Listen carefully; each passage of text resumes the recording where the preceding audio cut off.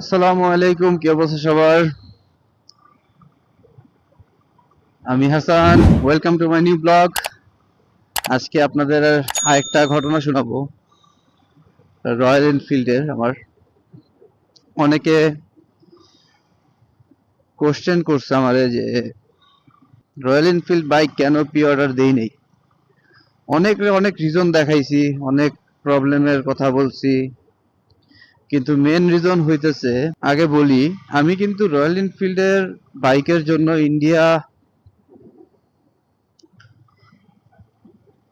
পর্যন্ত গিয়েছিলাম শুধু চালানোর জন্য। তো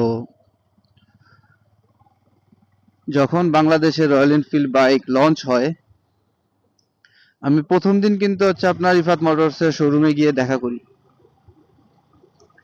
আমি ইফাত মোটরসের শোরুমে গিয়ে বাইকটা আবারও স্বচক্ষে দেখি। আমার ওই দিন প্ল্যান ছিল আমি প্রি অর্ডার করব, আমার যে বাইকটা পছন্দ সে বাইকটা প্রি অর্ডার করে আলহামদুলিল্লাহ লিখে ফেসবুকে একটা পোস্ট দিব। বাট হয় নাই। সেটার কারণ হচ্ছে,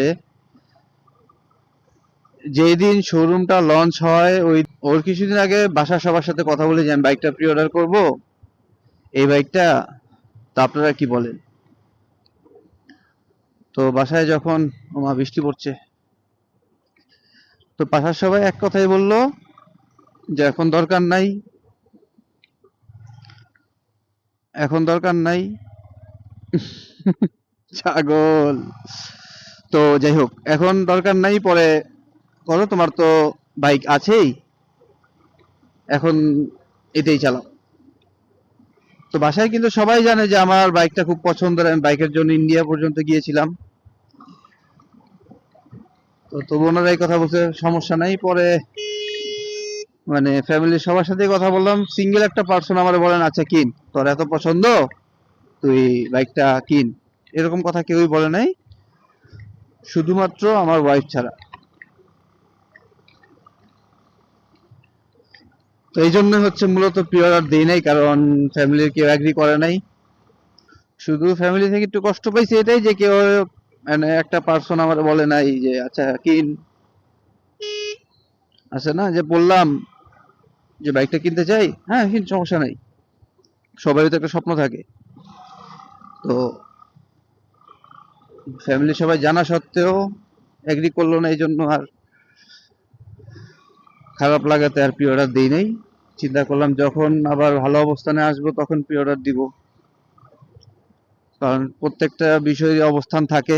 আজকে আমার অবস্থান নাই বিধায় হইতে পারে আমি ফ্যামিলি না করছে, অবস্থান হবে। কিন্তু এখানেও কথা আছে যে অবস্থান যদি 50 বছর 60 বছর পরে হয়,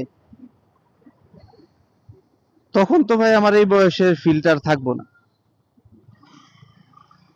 আজকে যতটুকু বয়স হয়েছে, যখন থেকে বুঝতে ট্রাই করছি, বুঝতে জানি, ওই দিন থেকে হচ্ছে বাইকটা নিয়ে ভাবি।